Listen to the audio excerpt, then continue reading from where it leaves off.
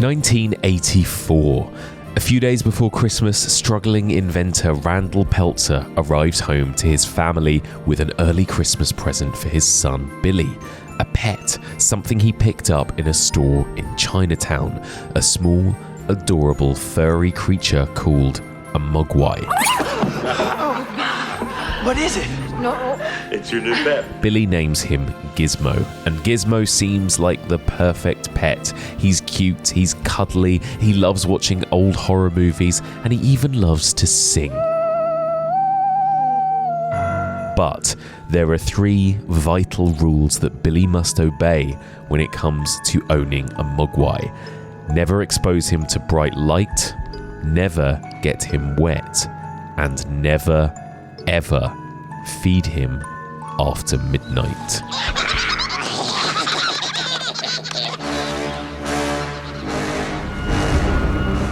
Join me as we continue exploring the evolution of nature in horror, and we discuss 2 horror Christmas classics, Gremlins and Gremlins 2: The New Batch.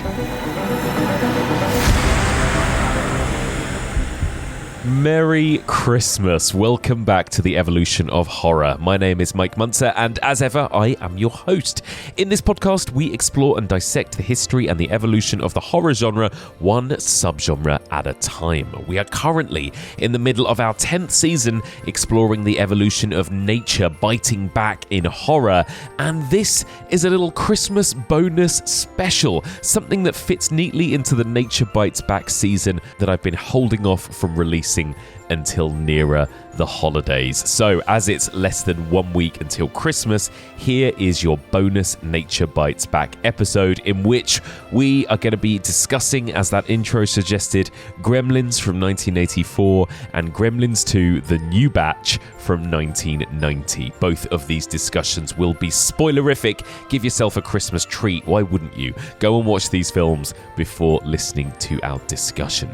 Now, Gremlins from 1984, I actually did discuss with friend of the pod, Alex Ayling, 6 years ago, I've realised. It was Christmas 2018 when I discussed that film with Alex. And Alex and I thought it's time to give it a revisit, and this time discuss it alongside the sequel. So we sat down in a lovely, cosy studio in central London, and we were joined by our very, very good friend Joshua Tonks to discuss these 2 Christmassy classics in depth.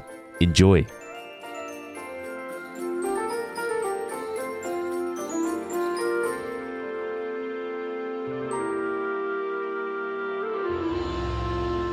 Hello, Alex and Josh. Merry Christmas. Merry Christmas. Merry Christmas to you both. This is nice, isn't it? This is so lovely. How long has it been, Alex, how long has it been since we last podcasted together in the same room? Oh, I don't know. Years and years and years. Was it when we last did Gremlins? Maybe. Yeah. It was in the BFI, in that little back room you used to take us through in those scary windowless corridors. And I'd be like, am I recording a podcast or am I going to be murdered?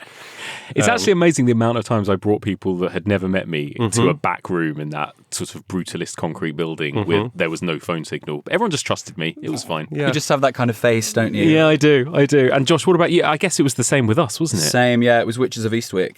Oh, the occult season. Oh, good times. I think I'd met you like a week before, and I'm like, yeah, sure. Yeah, let's do this. Well, this is lovely. Well, thank you for being here for our little Christmas special. A lot of people asked us, wrote in to be like, why haven't you covered Gremlins in your Nature Bites Back season? I was like, One of those people was me. Yeah. Angry, writing angry letters. Excuse me. Does it count, Alex? Gremlins and Gremlins 2, are they Nature Bites Back? They are animals, right? They're not, as far as we know, they're not created in a lab. They're not scientific experiments gone wrong. They are, I don't know, would you call them... Oh no, here we go. I'm going to trigger the conspiracies. I'm ready. I'm nestling in, ready for the science. I love this reputation. Would you call them cryptids? Oh. Like xenozoology. You're both looking at me with completely blank faces. This is the benefit of sitting with you in person. They are creatures designed to be toys.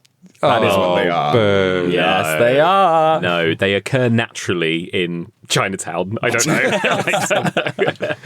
But yeah, I think it fits the bill. I think so. There is a bit of a don't fuck with nature theme to Oh, the for original sure. film, isn't there? Absolutely. Yeah. I think, thematically, it certainly fits. It's, commerce versus art, but also people versus nature, the world. Very similar.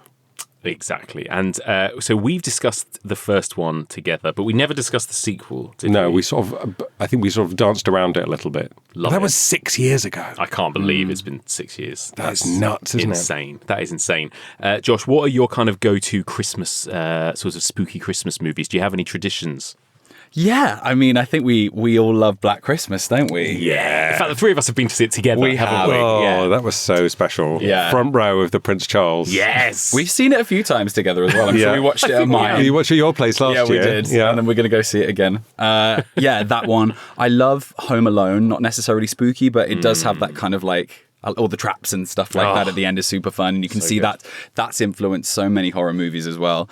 And then a couple of new ones, like I really like Better Watch Out. I think that's quite good. I love Better Watch Out. Yeah. And it's weird the amount of people, that really divides people. Some people hate Better Watch Out. And I can see why. Yeah, it's interesting. Have you seen it, Alex? Better watch. Which one's better? Watch out. It's like Home Alone, but nasty about a kid Oh no, I that's haven't being seen it babysat. yet. No, I haven't Okay. seen it. Maybe that's this year's watch. It's quite bad taste, and some people Yeah. were like actually angered by it.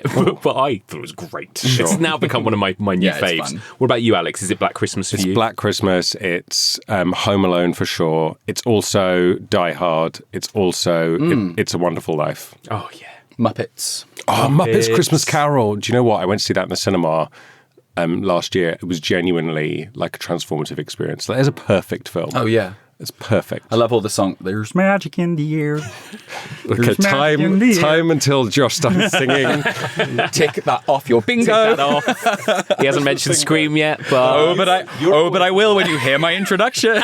oh my god, incredible! Well, it's only right. We're in a booth. You should be singing a little bit, For Josh, sure. I tonight. felt we were just talking before we were on air, on mic.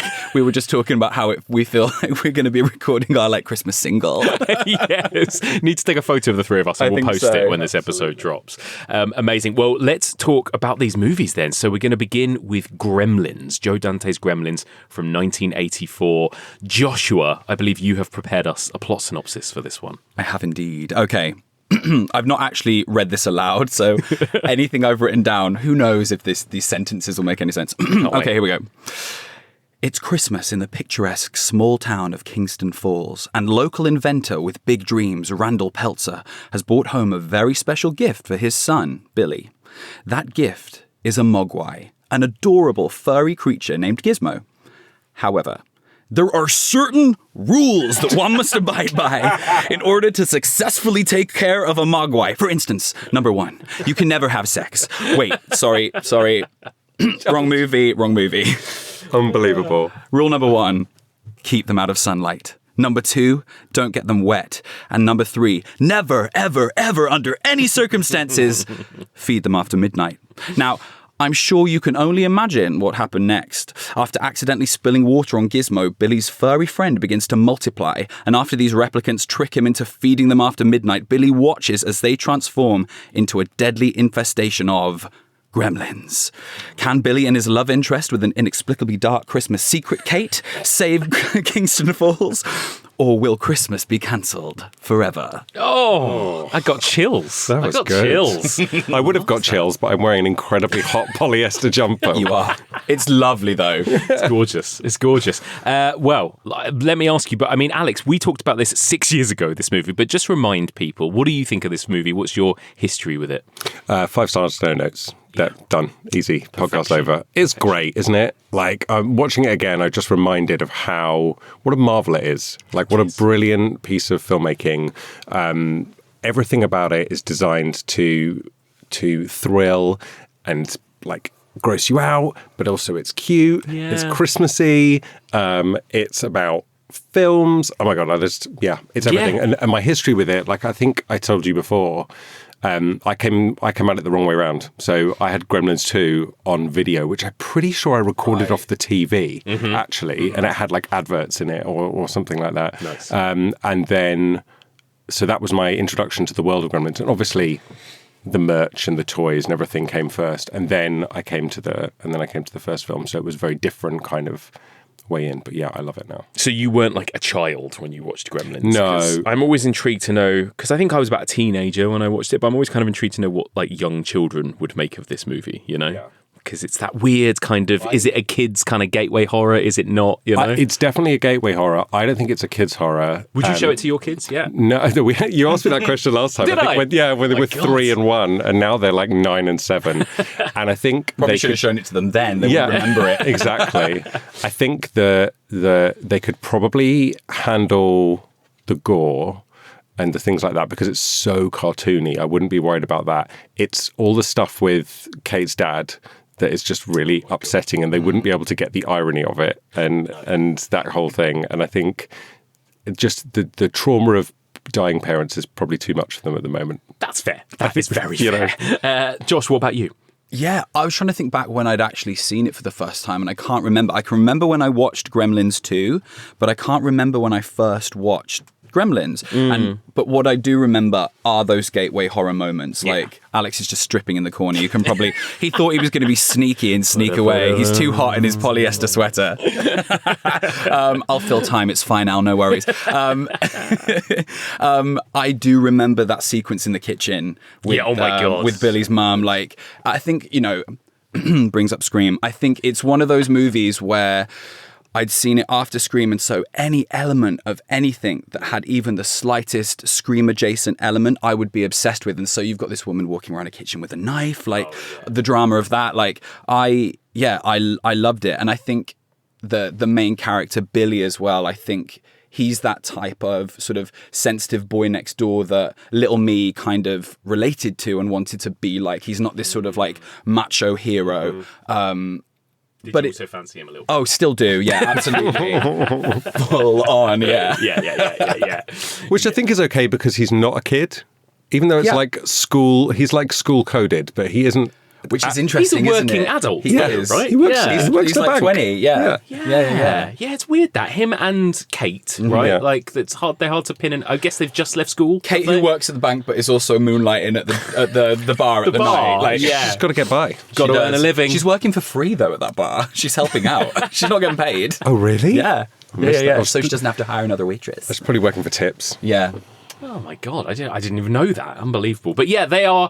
I realised I messaged you guys when I was watching it this time round. They're a very cute couple, those two, but they So also look cute. quite alike. I was like, oh, it's weird. They've got almost like the same face. And also, what's happened to them both, Zach Galligan and Phoebe Cates? I feel like they sort of have disappeared off of our screen. A little, since, yeah. haven't they? Yeah. Phoebe Cates married Kevin Kline and has had a lovely life since then, apparently. She doesn't need acting. Good for her. Yeah, absolutely. I don't know about Zach. No. I think he still does the whole like Comic Con circuits Yeah. and Gremlins kind of Fair. stuff, doesn't he? Yeah. Which, Why not? You would, wouldn't you? Yeah. Why wouldn't you? Like, Get paid. Absolutely. My absolutely. God. As soon as the film starts, it begins like Steven Spielberg presents, obviously. So this is a Joe Dante film, but how much is it really a Steven Spielberg film, do you think? Because, Josh, I feel like it's got Steven Spielberg's kind of fingerprints all over it, really. It does, for sure. And what I like, though, is the balance of the two. You know, we've spoken about Steven Spielberg before being sort of like a stealth horror director anyway. But when you add Joe Dante into the mix, it gives it that sort of edge that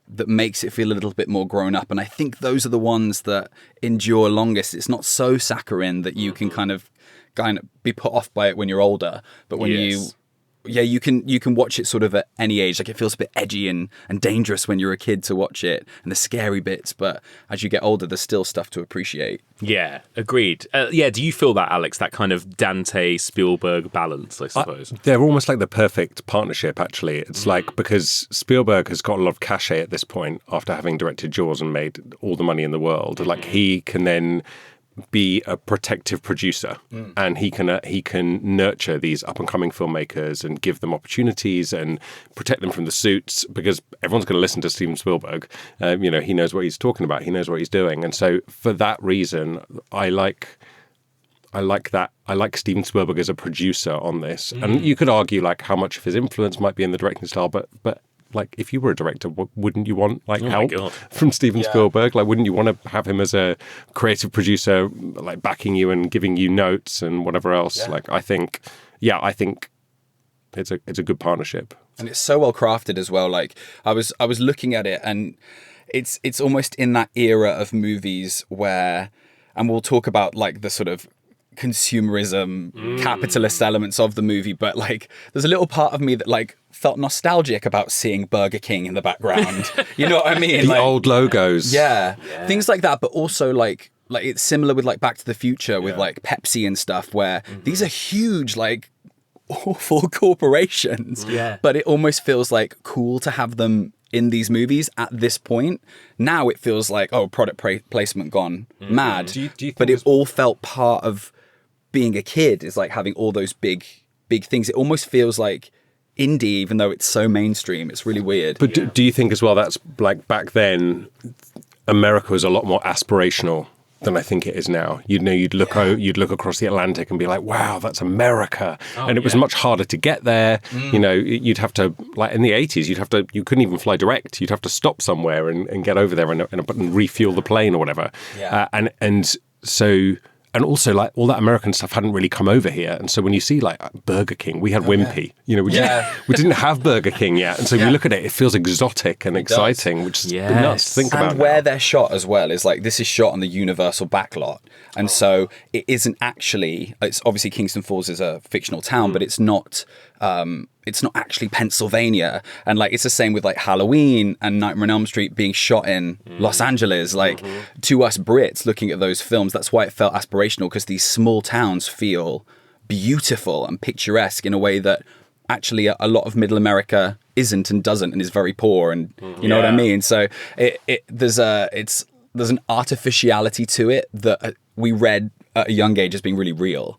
That is so of the 80s, isn't it? Yeah. I feel like that kind of filmmaking, and Poltergeist is a movie that makes me think of that too. Also Spielberg produced horror film, right? Where it's all about like the stuff, like the kids' bedrooms with the posters on the walls, and there's loads of pop culture references and, like you say, brand names and toys and all of that kind it's of all thing. quite self-referential as well. Like there's always an ET toy or something. There's always Star Wars. And they're all like mentioning each other. And and beautiful. I love the kind of fakeness of like the fake snow. I love the snow in this as well. Like it looks gorgeous, doesn't it? And I the love painted sort of backdrops. Oh, that final in the wide. shot of the film as well, right? Like I kind of miss that actually, just like old school shooting filmmaking. things on backlots and that with kind of like thing. map, like those beautiful matte paintings that you would have.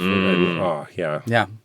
But where do we begin in the opening scene? It's in Chinatown, Yeah. which Chinatown. I'm assuming is not anywhere near this little town where most of the film is set. We find it's out New in the York, sequel isn't that it's it? in New York. Yeah. Oh, of course it is, because But I can tell you, I've got an anecdote about the location for that, if you'd like to hear it. Please. So, since the last time that we recorded this, I had a job and then have not had a job working for Warner Brothers. You have. And I used to go and visit their studios in Burbank in Los Angeles quite a lot. I'd be over there like every couple of months, whatever, as part of my job. And one of the best perks of that job was getting an all-access pass to the lot. So the offices were just outside the studio gates. And then I had a pass, and I could just like wave myself in, and I could just walk, and I had full access to walk anywhere on the back lot. That's amazing. It was so cool. I even once drove a little buggy. Oh my god! A little golf dream. buggy around. Yeah, it was amazing. And sometimes you'd see guided tours going around. There's the prop store. Like, it was an amazing privilege. And one of the times I was there, one of the tour guides took me to this alleyway. And, the set of an alleyway. You know what about that, Mike, don't you? Taking people to little dark rooms. Exactly. Sounds like my kind of guy. Anyway, carry on. And he pointed to a kind of like set of stairs in the basement. He was like, "That's the basement, the stairs that they filmed the opening of Gremlins." Wow. And I was like, "Wow, it's there, and it's in this alleyway." And then he said, "Do you know what else they filmed here?" And so in that same alleyway where they filmed Chinatown is the upside down kiss from Spider-Man, the Tobey Maguire ones, and the front cover of Purple Rain.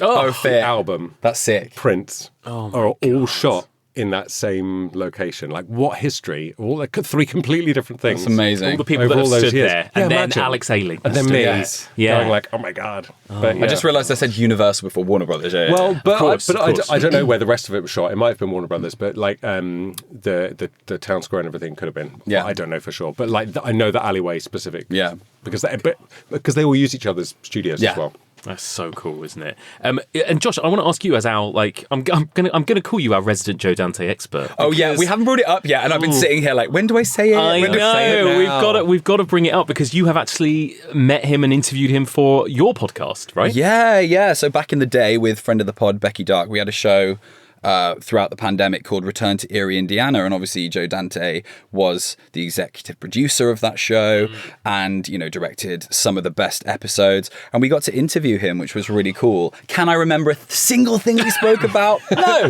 not really. You're supposed to be this fountain of knowledge about him and his career. I know. Did you talk about Gremlins when you met him? We did, yeah. We spoke about a lot of stuff. All I remember is, like, Becky and I, at that point, we'd actually spoken to, Carl Schaefer and a few of other people that had, like, been on the show or, like, worked on the show. And, like, Joe Dante just sort of came out of nowhere. We're like, oh, my goodness, we get to speak to him. And we sort of went about it in the same way where we had, like, the structure of sort of, like, 10 to 12 questions. We never saw him. We were, it was just voices. We weren't, Right. we weren't even on, like, video cameras or whatever. And I just remember his answers were so short and almost non-committal that within like 15 minutes we were on question 9 and we were both like, okay.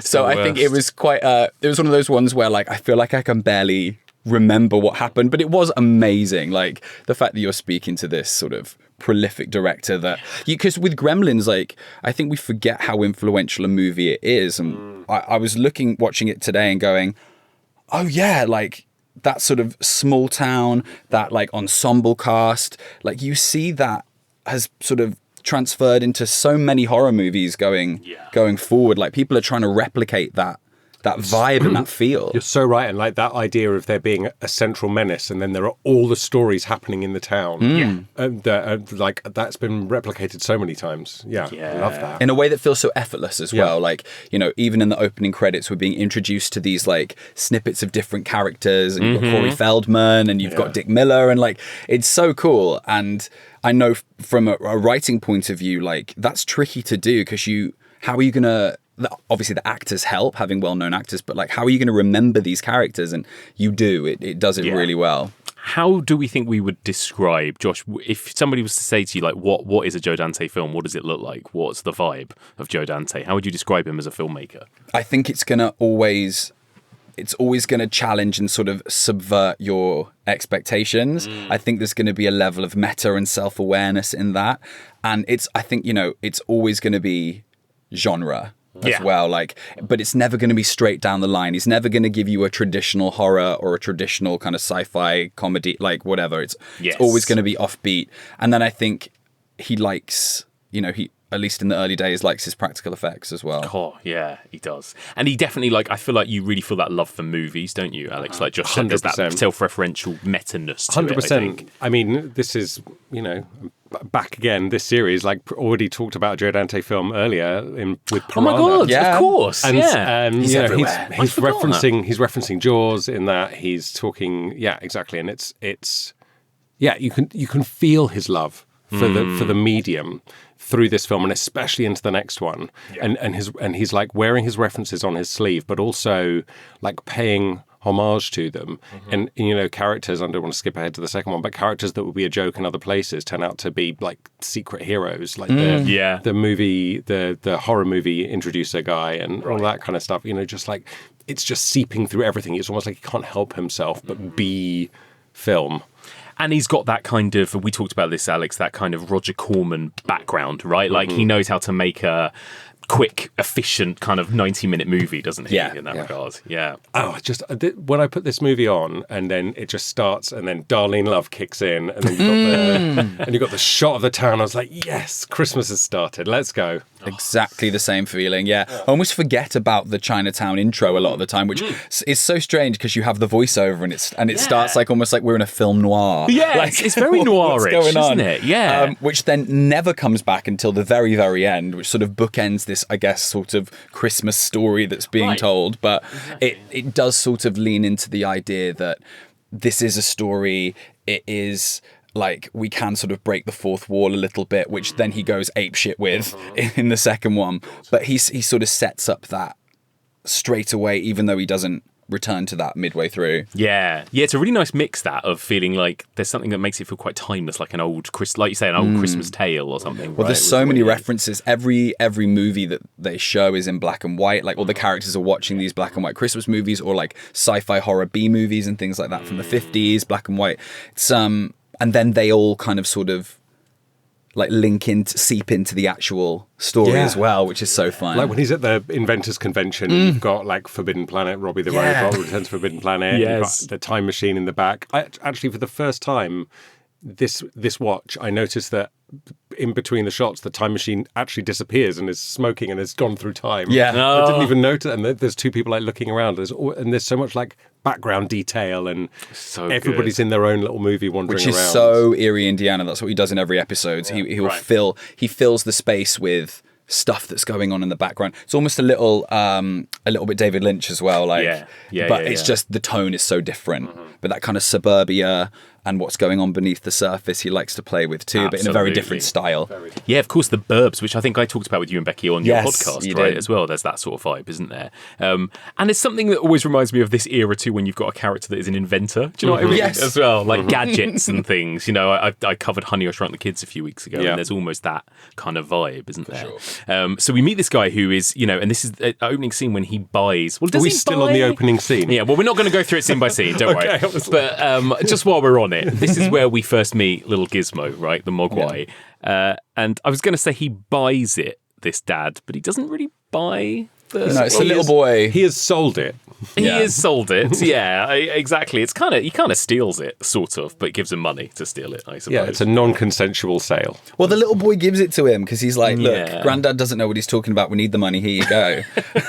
No. But Granddad did know what he was talking about. Exactly what he's talking about. And this time when I looked at that, I was like, is there, I mean, maybe this is a reach, but is there a kind of generational, you know, immigration story there of like the granddad is probably an immigrant and then the kid maybe was born in America, so he's probably like second generation or whatever, and then he's adopting more and more capitalist. He's adopting more and more of the Americanisms, and then he's doing the deal and all of that, and like I don't know how intentional that was, but certainly this watch through I was feeling a lot more of the satire and the capitalistic satire that's in this that I thought was interesting, but that's only just occurred to me. Yeah. Do you feel that kind of is this film kind of anti-capitalist? Would you say? I'd say so, but then it's having its cake and eating it too, isn't it? Though, because it has so much of it in. It's like it's designed to be this sellable thing, like, you know, Gizmo toys and Gremlin toys, but not even that. Just like the look and the feel of it feels like everything needs to be bought. But on the flip side, just the fact that you've got an inventor character, the fact that the whole finale takes place in a store where every single item for sale becomes a weapon that can hurt you. Like, it's just so, like, not even on the nose. It's just like, it's just right there, you know? That's almost the most subversive way to do it.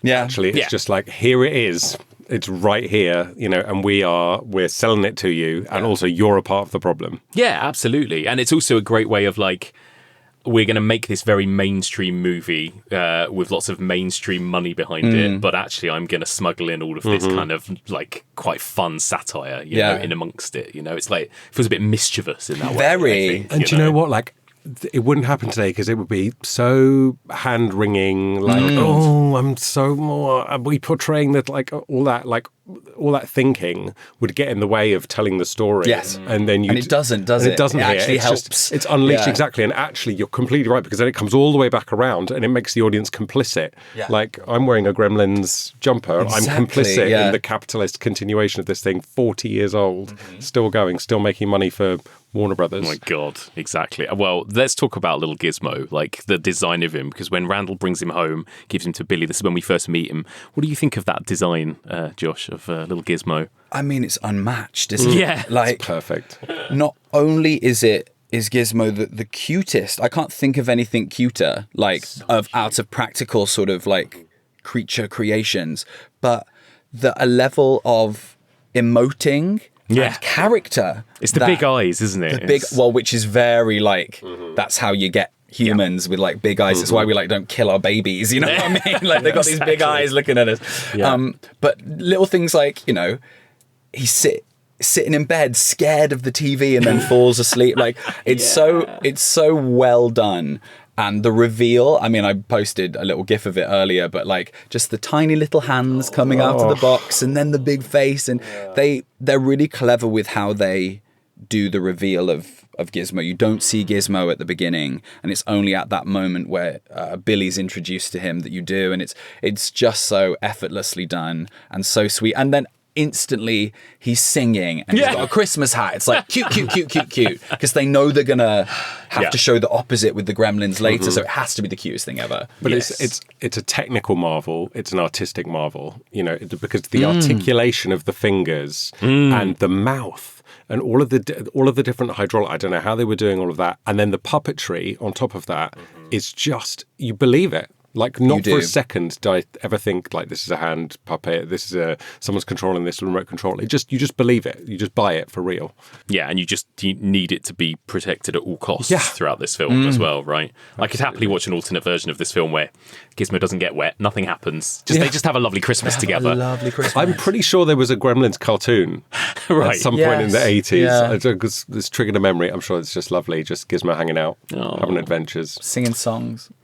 Alex, as our scientist, here we go. Let me ask you about these 3 rules. Now, do they stand up to scrutiny, these 3 rules? I have mellowed in my old age. Oh, so you were unmellowable before then? I was very cross about the rules in the past. Because it's always after midnight. I don't give a shit now. Every time is after midnight. Yeah. Exactly. It's always after midnight. What does this mean then? Between midnight and like 6 a.m., do you think? What we saying? It's like sun up. My headcanon is like it's the hour after midnight. Or until maybe like 3 a.m. Yeah. And what, Eastern time? Like, sure. I'm overthinking. Wherever you last plugged it in. Yeah, that's the time. Well, if sunlight is part of it, it's like if sunlight is bad for them, maybe it's to do with the sunrise and the sunset. Yeah, but listen, like we're fine with vampire rules. Like, come on, guys. Don't drag me into this again, because like midnight. What about in Iceland, where the sun doesn't ever really go down during? Good for them, like no summer. issues. You know what I mean?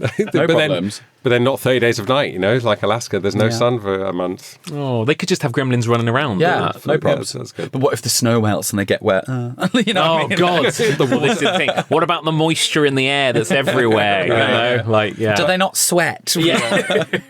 and then they're all drinking booze. So is the alcohol counteracting the effect of the water?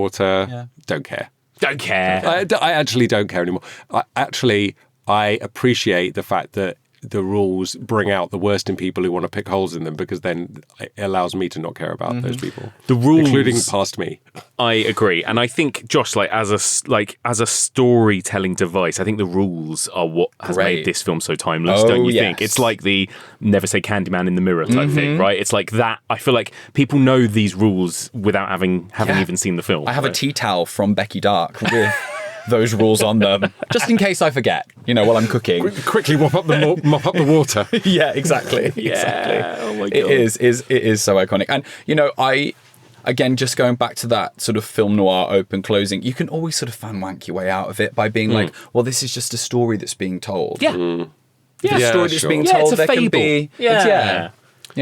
It's about the metaphor. It's about what's the meaning underneath it, rather than like taking it so literally. Yeah. I like that. And maybe the same could be said for all of these kind of larger than life characters that live in this town as well. Like, you've mentioned it already, Josh, but what do you think of this like quite huge cast of characters that we're introduced to in that first act, right? It's quite like bam, bam, bam, bam, a lot of characters. It is, yeah, it's great. I think it just gets you, not only is it doing the storytelling thing of like setup, payoff, because we know we're going to have like that little sort of episodic moment in Act 2 where the gremlins attack and then we go to different people's houses as, different sort of wackiness ensues.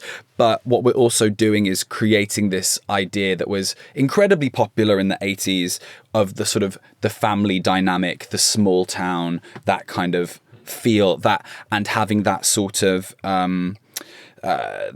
not innocence, but like that sort of good, well-meaning people having that corrupted by something. I think is always really important. And then it obviously is leaning into sort of a few Christmas tropes as well, because you've got the Scrooge character with Mrs. Is it Deagle? Mrs. Deagle. Deagle, who is so evil. Hateful. I would have slapped her the way I would have slapped her. Like, oh my God, those thin, villainous eyebrows. I mean, she's so good.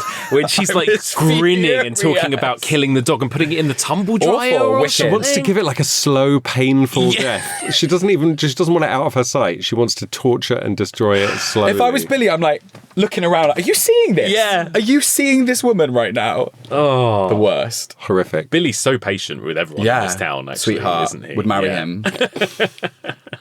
Marriage material. Yeah, I love all of these characters. There's such, and obviously there's like It's a Wonderful Life vibes to this whole Totally. town, Yeah, but it's like it's the dark version. You know, Yeah. it's the mirror universe version of it, you know, where everybody's actually just out for themselves. Yes. And it's almost like, obviously It's a Wonderful Life is playing on the TV when she's chopping a million onions. I don't know what she's making. Honestly, That the scene most is strange onions. as well. That scene's strange as well, because we never really. There's a When real she's crying. Yeah. Yeah. There's a real sadness to this movie. Yes. That I've always found, and it comes through the father character who is desperate to be part of something, to be a success, to not be what Miss Deagle calls him, which is like a complete failure. But then there's also sort of that unspoken sort of a conversation that's happening between Billy and his mother about them sort of knowing that these inventions don't work and that they're never really going to amount to anything, but he's the man of the family, he's the breadwinner, they can't break outside of that.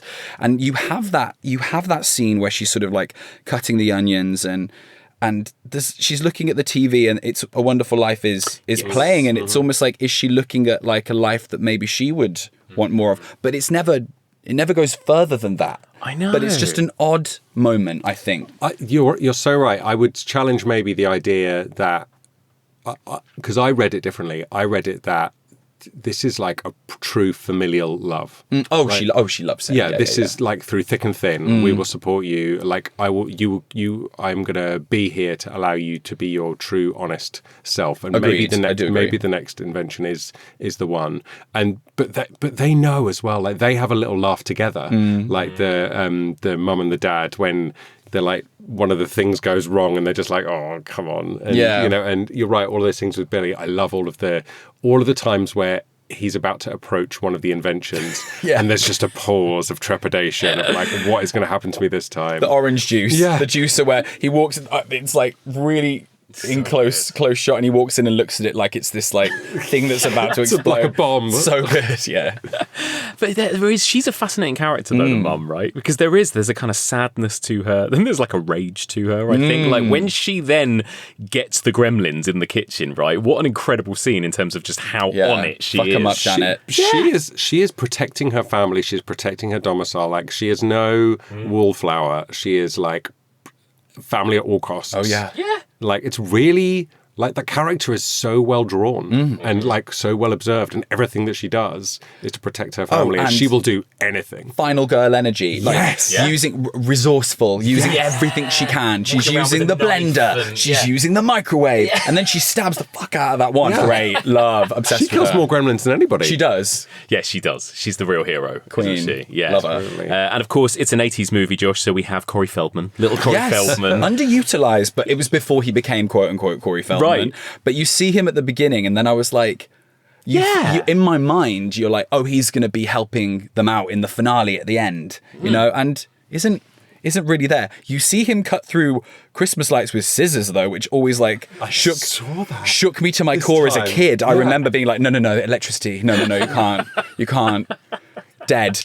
In an instant. Nothing scares kids more than like quicksand and electricity. You know what I mean? That's right. Like wall sockets and stuff. Yeah. God, it's so true. Because he famously, of course, like for all Friday the 13th fans will know that he couldn't do part 5 because he got the job on a Spielberg film. So he couldn't reprise his role as Tommy Jarvis. But yeah, I always forget. You're right, Josh. Like, Corey Feldman doesn't do much in this movie, does he, really? He's just sort of there. Was he a name? Well, no, not really. This was sort of the film that started to... It was pre-Stand By Me, right? It was, Obviously, it was pre-Lost Boys. Yeah. Before Goonies, the year before. Goonies. Who is he? To Billy. I think he's just his mate, like his friend, which feels weird, doesn't it? Because he's obviously like 10 years old or something, and Billy's 20. Corey Feldman also has got one of those faces as a kid where he could be 16, he could be 8. True. Yeah. Like you could never peg exactly. He's got an older face than that. But also, is he the next door neighbour? That would make sense. Maybe. And I guess he's he always must like be, looked right? up to him or whatever, and they've got like that kind of. It's what I kind of like a lot about the film. older brother actually. energy. Yeah, exactly. And what I like about the film is that yes, there are sort of tropes and moments in it, but like a lot of the storytelling is like a little bit messy as well, in a way that feels very natural to like how human interactions and relationships are. Like it's not giving you what like sort of newer films would do, where it's like that real sort of slick storytelling, 90 minutes in and out, and it's got to give you like here comes the bit when the couple are in trouble, or here comes like it doesn't have any of those beats, does it? It does feel like it's sort of thrown together a lot in the same way that like the Gremlins are so chaotic. I think some of the storytelling is as well, and I kind of like that. It keeps you on your toes, and it means that you're not kind of like this predictable thing that you've seen a million times. Like I almost forget what happens in it sometimes. And the plot gets out the way of the characters in that sense, because then the characters are just there and allowed to be themselves, and the actors are allowed to portray those characters, and then that just brings it to life in a way that's much more authentic than a line of expositionary dialogue of oh, hey, big sis. How are you? Right. Hey, cuz. Yeah. Yeah, because it does feel a bit like, when shit hits the fan about halfway through the film, and this is the case for both Gremlins movies, actually, like it sets up its plot and its characters in Act 1, and then it's just set pieces. Things are going to happen, isn't to it? these It's people. just now let's just watch Gremlins fuck things up in funny ways, basically, right? So how do you like let's talk about the moment when poor little Gizmo gets wet and multiplies, right? Horrible. Body horror. Proper body horror. True body horror. Pained. And his little face. Screaming so much. Yeah. He's so tortured. Oh. And that's like a drop. It's like a drip of water on him as well. While isn't they're it? ignoring him completely. The shot where like he's still like, like, and Billy and Corey Feldman are like, wow, what's this new thing that's going on? Just in the background is like Gizmo like writhing around. Oh my god, I know. And then so the first stage is that they multiply into these like little furry ones that are like slightly inbred looking, right? They're like kind of they're like exploitation Definitely in the gremlins, sequel, yeah. right? They haven't got enough genetic material to go around, and Yeah. so they're just spreading it out amongst the offspring. If they didn't get wet, they wouldn't cause as much carnage, I guess. Just those furry gremlins in that kind of incarnation. If they didn't eat. Sorry, if they didn't eat. Yeah, Yes. yeah, they're going to be mischievous but not deadly. Yeah. Yes. But I think their goal is to eat. That's what they want. I think that's the next step. Like Because they stop the clock. Do they unplug the clock? They seem very aware of the rules that Their own govern rules. their own all right, calm metamorphoses. down, don't. But it's interesting. Maybe it's just innate. Yes, Yeah. I think so. Yeah, I love that. And then when they eat the kind of xenomorph-esque eggs, right? Fun. That's when we get to some like proper horror. It's great. Yeah. Because they're gooey and slimy, but also like crispy. Like some of the I love that. I love that design. Oh my god! And then when do we get the first reveal of those gremlins? Is it in the classroom with the teacher? That's just a claw, I think. There's one that pops out of a cupboard. It's out of the cupboard, isn't it? Oh, that's it, yeah. It's that. Yeah, There's you get the mum. bits. Yeah. Oh my god, it is, isn't it? Yeah, so good. So then it's just chaos, right? For basically the rest of the movie. Like any particular highlights? I mean, the stair lift sequence, obviously, So is fun. one of the Iconic. best, right? Love that bit. Oh my god. Mr. Futterman, we've not talked about yet, but he's the kind of World War II vet who's talked about Gremlins. That's where the name gets sound checked, reference, or whatever. Yeah, because it's like an old phrase, right? Yeah. That means like Gremlins in the technology's not machine. working. Yeah. basically. Yeah. I quite like. Well, I quite like the. He's like, I'm right, just as he's being bulldozed. Yeah. By a literal I love his bulldozer. character as well. There's a real sadness to him as well. The fact that he's, Yes. probably a bit of a drunk, and you can see that he's not really he's a bit annoyed by his wife and all of that. And this is all stuff that almost gets undone in the sequel a little bit, or like you see a more positive angle on his character in the second one. It becomes, like you say, a little bit more heroic. But I like that there is that sort of almost a bit, boozy darkness going Yeah. on. He's seen some things. And the characters, I mean, we haven't really properly spoken about Billy and Kate, I suppose, but Billy kind of, he bucks the trend as well, Josh, of being like the guy that leaves school and just wants to like leave his town and go to college, right? He's like, he seems quite happily in this film at least, like living and working in this town. Yeah. You know? And just doing pencil drawings. Yeah. Just leading a nice life, doing pencil drawings. Like he's an artist, right? And he's working the bank job just to get the money, and then he's doing. I think that's super relatable to everybody who's trying to make films as well, right? Like you got to get a job and pay the bills, and then to fuel your passion. Yeah. Absolutely. And I like that it could have been very easy to make them both like seniors in high school. Right. And they don't. Like they do make because it's weird that, you know, you don't often see characters that are like 19, 20, 21 unless this is a college movie, and it's not. Yeah. And so I really like how unique that is. And you're right. If you haven't gone to college, it's almost like, oh, you stayed behind. Right. You know, like it's derogatory. Or that you're in a small town. there'd be that sadness in him or frustration of like, one day I want to get out of this town. Yeah. But there isn't really that to him as well. He's got Barney the dog and he's pretty happy. Yeah, not in this film. Not in this film. Obviously, they've made it to the big city in the next one. Yeah, but then that also becomes a part of the problem, right? Yes. So they should have just stayed in Bedford Falls. Exactly. Kingston Falls. Bedford Falls. Bedford Falls. Bedford Close. Bedford Falls is the one from It's Wonderful It's a Wonderful Life. Oh, exactly. God. Oh, sorry. Yeah, Hang on, which one's which? I'll retract my glib comment. And what about Kate? Oh my God. Beautiful. What about God, I was in love with Phoebe Cates as Yeah. a kid because there was this and Drop Dead Fred, which I had on VHS. Incredible. Yeah.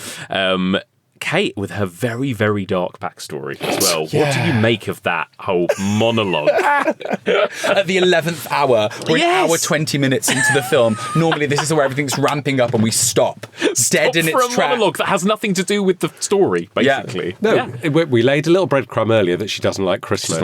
And, you know, but she didn't make a big deal about it.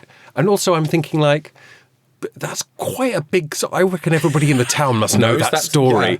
Like The girl whose dad got stuck down the chimney. Yeah, I think so. Yeah. And Billy's like, oh... Tell me more. Yeah, he's asking her out. Like, presumably you would know her tragic backstory. And you wouldn't know not to go on about Christmas that much. So. Maybe she was new to the town. Like, she only got there like a couple of years ago, so who knows. Yeah.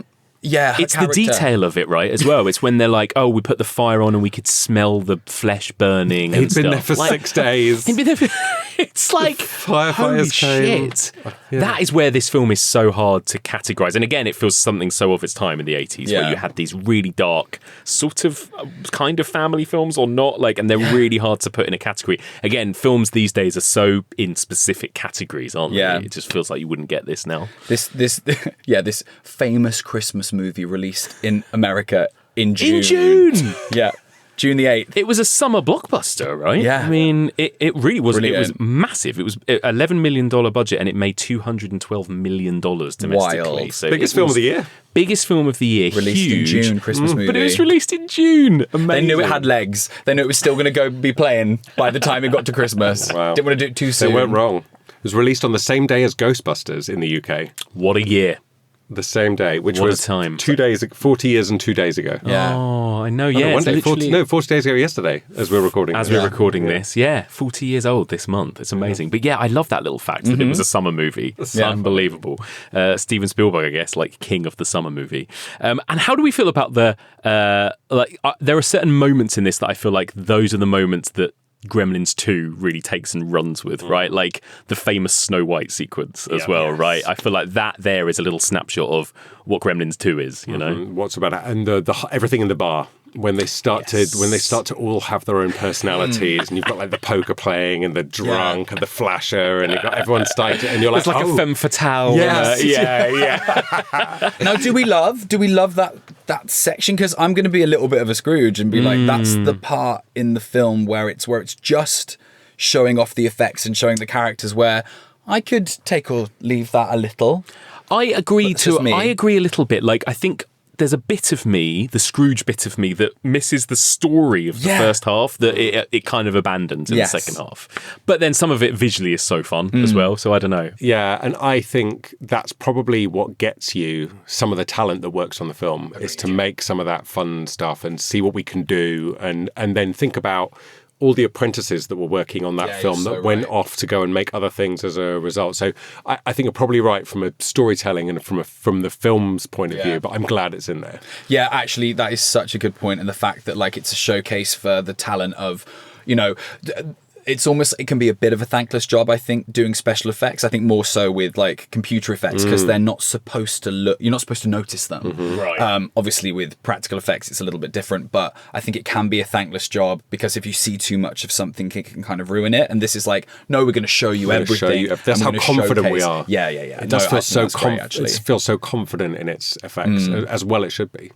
Also, it feels like one of those rare occasions, like Who Framed Roger Rabbit, where you've got a Warner Brothers film showing Disney characters and stuff, right? It's like, I feel like that's isn't that notoriously quite difficult to pull off in films? I think today it would be, because everyone's obsessed with IP and all of that kind of thing. Although, you know, give it 5 years and I would not be surprised if James Gunn's DC universe crosses over with the Marvel, at some point. Like it will happen eventually. That'll be the cycle after they've all run out of ideas. Like that's what will, that's what will happen next, right? But famously now, like you're right, everyone's got their own IP and it's protected, whatever. But then look at Spielberg later on, Ready Player One. Well, I was going to say Spielberg is the one man that seems to be able to do this, right? Yeah. Like, I think he was a producer on Who Framed Roger Rabbit too, right? And that was historically the first time we ever saw Mickey Mouse and Bugs Bunny together, right? It was like a big deal. So he's clearly got... everyone likes him. Everyone wants to work with him, I guess. Yeah. He's got that sway, hasn't he? Either that or Disney will just consume everything. That's true. And it will just be one big terrifying conglomerate, you know? Yeah, just the mouse overlord. Right. Yeah, probably gets royalties from this film. For sure. Yeah, for sure. How do you find that final act then, the way it all concludes in the shop and everything? Again, like what a fun sort of climax. It's awesome. You know, like I love the idea of you get, like it happens in the second film as well, like there's some kind of pack mentality where they all have to be together, but it's like a rave. Like they're all together because they just have to be like causing mischief and have to watch Snow White. Snow White. It's a banger, can't miss.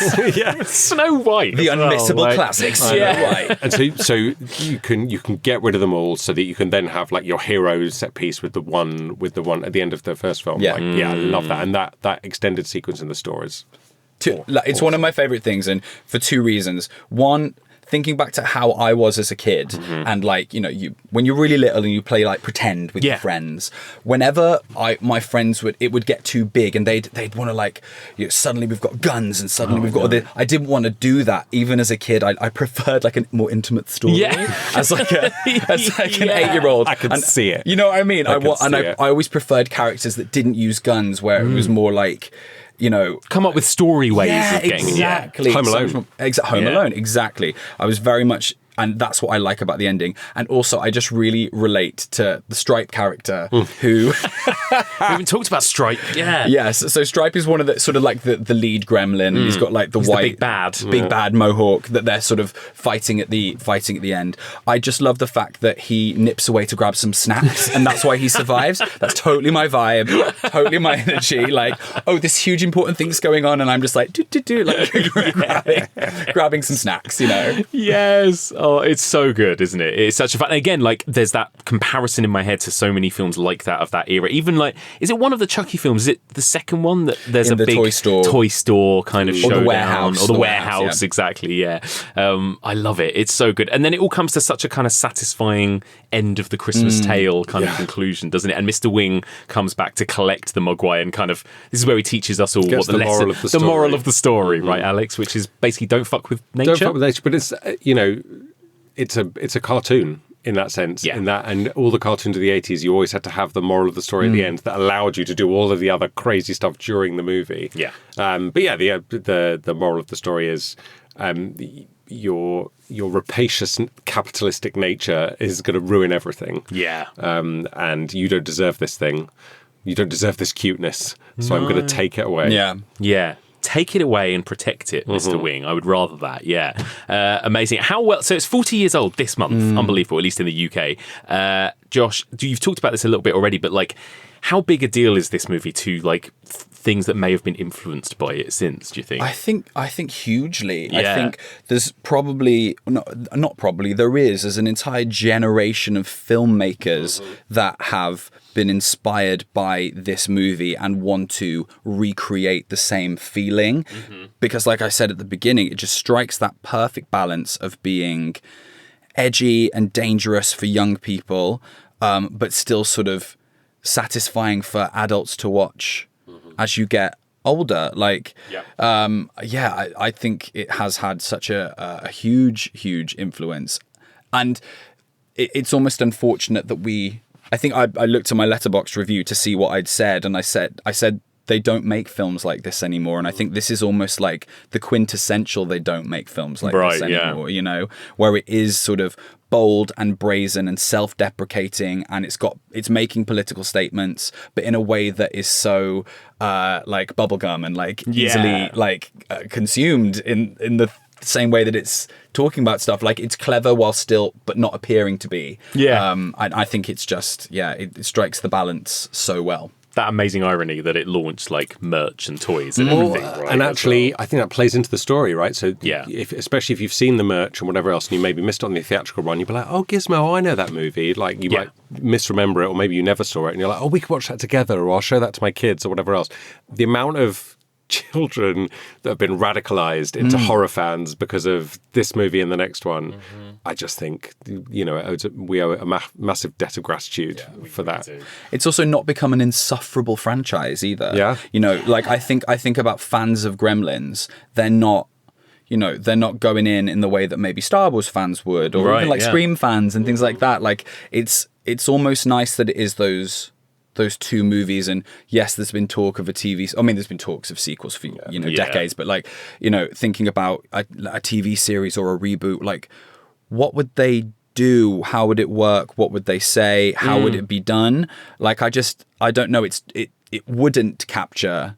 They may try, but it wouldn't capture the feel that I think this first film has particularly. Yeah, and it defies you to do that as well, because it's so self-referential and it knows what it is, and it's so self-deprecating in its own sense. It's like it bursts its own bubble before you even could. Yeah, and then look at what the sequel does. Like, it almost kind of it almost kind of is. You can't follow it up. It's almost laughing at the idea of making a sequel, right? Like, that's such a good point. It's kind of making fun of the whole idea of sequels, almost, isn't it? But also, I am surprised that it hasn't. You know, it's got such amazing world building and those creatures. Like, I am amazed actually that it wasn't made into a franchise. You know, even against Joe Dante's will. Do you know what I mean? Like, yeah. Okay, before we move into the second half of this week's episode, it's time to thank our next 30 Kickstarter backers for helping us to create Final Cut, the official Evolution of Horror card game. Hopefully, all of you have got your copies of Final Cut that you can play with all the family this Christmas. A big thank you to Quarto, Spriggan51, Ian, Robin Your Grave, Chris, Carl King, Carl Willis, Christina Q, Rebecca Hall, Luke Luna Kitteridge, Paul Starkey, Raymond Reckling, Paul Farquhar Smith, Darren Woolton, Abby Letchemanan, Jonathan Softly, Meg, Jay, Elin Sheedy, Steve Power, Daniel Holmes, Charlie Noodles, Louis Wire, Ted Melhuish, Kariakos, Harlequin91, Victoria, Beta Zoo, and Robert Cooper. A huge thank you to all of those people for supporting our Kickstarter campaign and helping us to create Final Cut. And one more time, if you want to pick up your copy of the game, our online store will be reopening in the first week of January. Just head on over to evolutionofhorror.com/shop. So that film was obviously a massive success, and Joe Dante was hassled by the studio to make a sequel for quite a while, and he kept saying no, and he kept basically saying that, you know, he didn't have a story for a sequel, it didn't warrant a sequel, going by the end of the first film. And then eventually, in 1990, he agreed to do it because he had this idea for a kind of satire, spoofy, comedy kind of sequel to it, right? And so we got Gremlins 2, The New Batch, which was not as successful as the first one, right? So let's get into it. Alex, give us a little plot synopsis for Gremlins 2. So context here is that I've written the first half of this plot synopsis, and the rest will be improv. Let's see if we can spot the moment that he goes off piste. You definitely will. It's 6 years later. Billy and Kate have followed the American dream and moved to the city that never sleeps, New York. They're both working in Clamp Tower, a fully automated smart skyscraper owned by property mogul Daniel Clamp. The skyscraper has a variety of odd tenants, including, for some reason, a genetic testing lab that will become important later.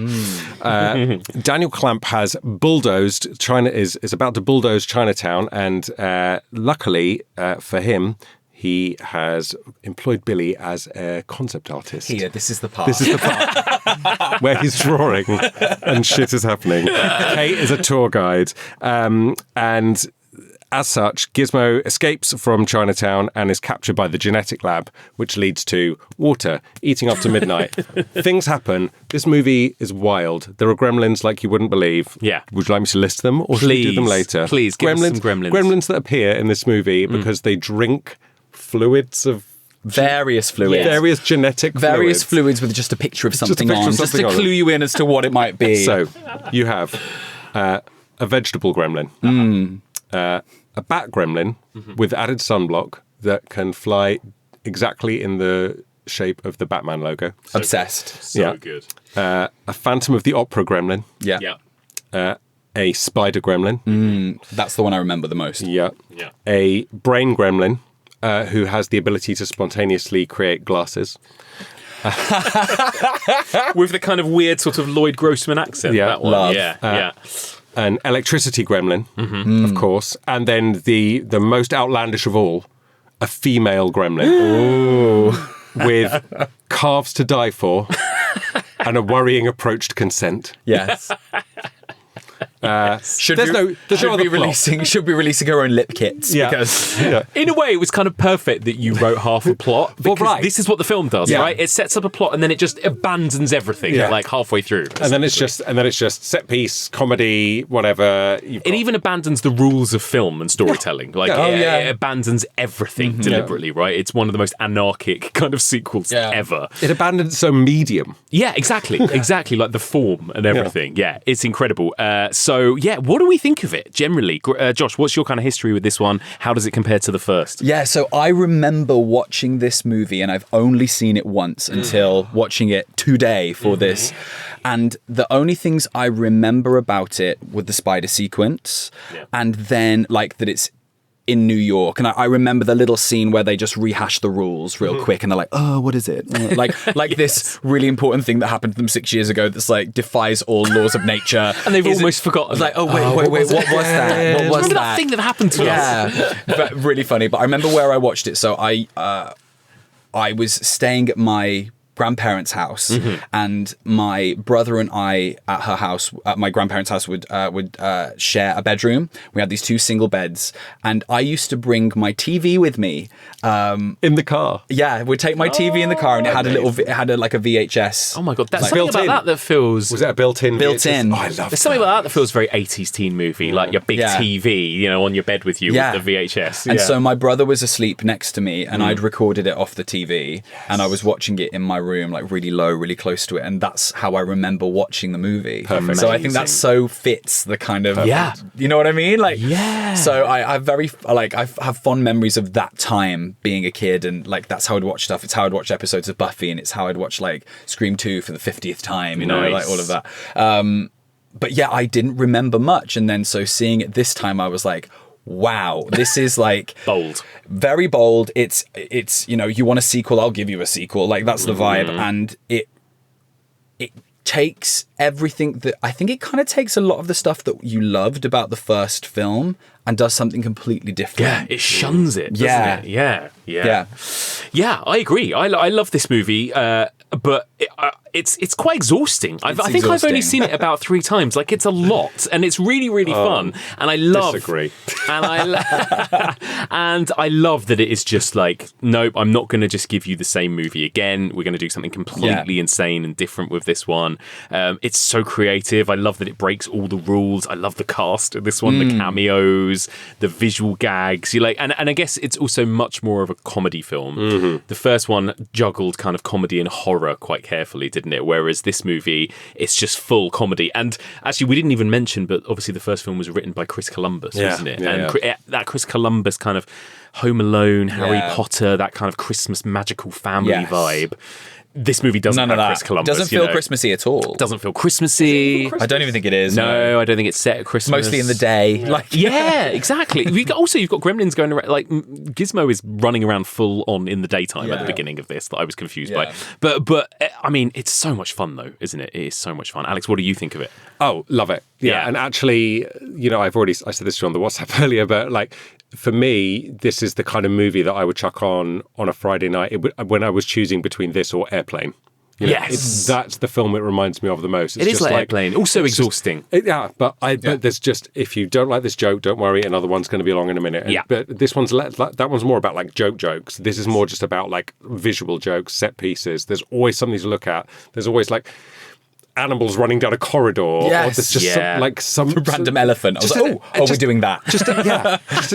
Like an elephant and Christopher Lee just sharing the screen, and there's just so much to see and so many bits. And as I was watching it again this time, because it's been a while since I've watched it, but as I was watching it again this time, I was reminded of things that I would like and get nostalgic about and be waiting to see again, and just the little grace notes or the funny lines or the little things that were happening or the gory bits, whatever else. Because I think this is a Trojan horse movie where it's a comedy and it's super funny, but then it's still, the effects are still great. Oh god, yes, so good. And there are some bits like the spider bit. It's actually like that spider's scary, and the big web and all the gory gooey bits and people really getting electrocuted, and things like that. And so I really really like this movie a lot. Yeah, it's so good, and it's almost like.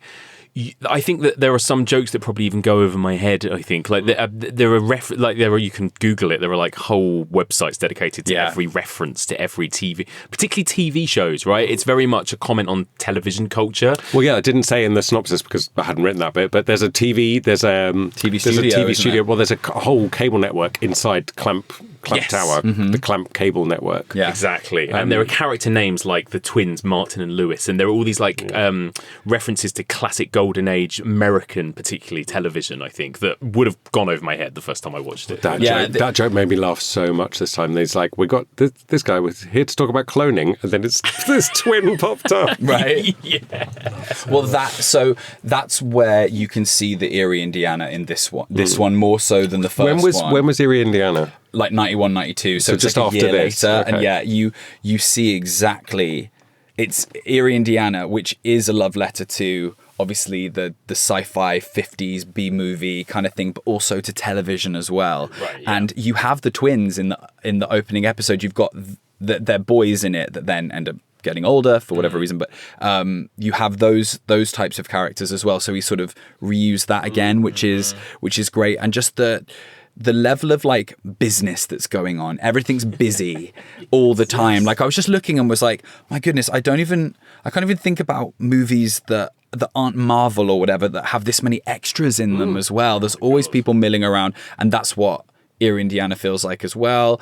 And mad scientists and TV studios and all of that, it all gets crammed into this one movie rather than episodes of a show. Would those background artists be written? Or would they just make it up on the day? Would they get direction on the day? Like, what was his process? Do you know? I don't know the process, but I know that they would have like, you'd have an AD that would be directing all the extras just for continuity and all of that. And so with that many, like that would there'd be a level of rehearsal that would have to go in. And obviously all those extras would have to be dressed as well. And like, so yeah, it's like a big deal. And it's almost nostalgic to look back at movies from the 90s and the 80s that were big but weren't like a tentpole kind of movie that we would get today have that kind of scope and bigness to them, you know? Yeah, God. And I think it was written by Charles Huss, this movie, but I think really you feel Joe Dante all over this movie, right? Like I feel like those extras, those costumes, the visual gags, I'm sure were all...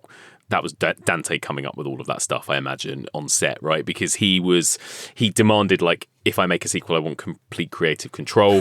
And I think, this is Joe Dante unleashed, right? It's the most pure, undiluted. They could have called it Gremlins 2, Complete Creative Control. Yeah, exactly. In the subtitle. Exactly. Like the way in which that first movie feels a bit Chris Columbus, feels a bit Steven Spielberg and Amblin. Like, there's none of that in this, right? This is pure, like, his creative vision just writ large on the screen, isn't it? Basically, and all the better for it. Yeah, like I love an artistic vision, even if it's not perfect. Yeah. Like he made the movie he wanted to make. Oh my God, because like. Again, you couldn't imagine this movie being made today, could you? No. With this size, at least, you know. No, I'm trying to think of like equivalents of movies that are equally as wacky. I'm maybe thinking like Everything Everywhere All at Once. Yeah, or like that's got it's completely different, but like as in that chaotic vibe. Chaos. Yeah. I thought of a troubling comparison today. Oh gosh, which is actually Joker Folie à Deux. Oh, I haven't seen it. Neither have I. I'm not going to see it. But the first film made all the money in the universe. Got you. And so the second film, he got complete creative control and did something which is completely commercially a flop. Yeah. Maybe... It makes me think of. It also makes me think of Donnie Darko and then Southland Tales. Tales, yes. Yeah, the old follow-up film. Yeah. Follow-up film where The they give difficult them second everything. album. Yeah, and it's just like, wow, you put everything into this, didn't you? My God, yeah. Because the budget went up from 10 million in the first one to 50 million for this one, but this one only made 40 million. So proper That's a flop. A proper flop. In the Yeah. grand scheme of things. No, but honestly, that's true. the merchandising you'd get from the characters that appear Yeah. only in this film will have more than paid for that by now. Yeah. It wouldn't have been a flop in the grand scheme of the franchise, quote unquote. But The amortization on this would be great. Oh. And how much... no follow-up question. Yeah. I'm going to leave that word. Yeah, fine. Yeah, Alone. exactly. How much does this movie kind of give us that kind of capitalist kind of satire as well? You know, I mean, it's basically Trump Tower, right? Clamp Tower. I was wondering when we were going to get to that. Got to mention him, haven't we? Got to Clamp mention Tower. him. But, you know, he was just a property guy back then. Yeah, who had a big tower in New York, right? Yeah. But, you know... Because Daniel Clamp has a kind of Damascene conversion at the end of this movie, and he maybe is going to choose a different path, but maybe not. Maybe it's just a different flavour of capitalism. But oh, God, the sequel we'd get now is Daniel Clamp is the president, and he's turned east. Oh, it would, right? wouldn't it? Gremlins in the White House. That would be what. That's 100. That would be the sequel. That's That would be the absolutely sequel, it. yeah. Get him back. He was great. Yeah. I just loved his little office with his escape chute and his robe. Yeah. And his obsession with the know what I Archery also Channel.